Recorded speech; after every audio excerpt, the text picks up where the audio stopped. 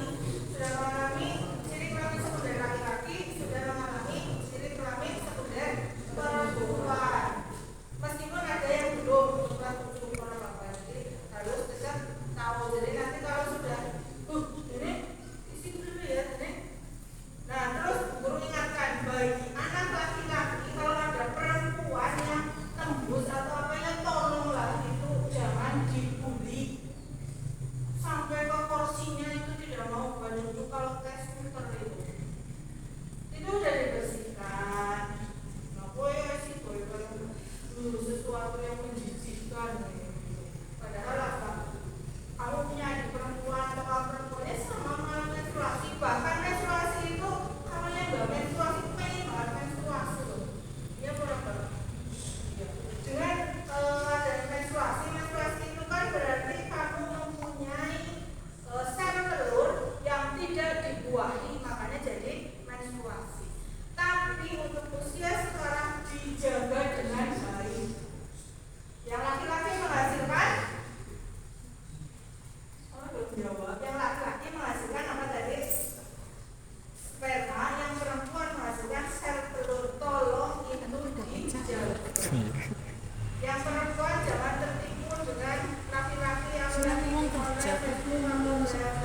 ya. Nanti ketemu di mana apa? Jumat libur nih Bu.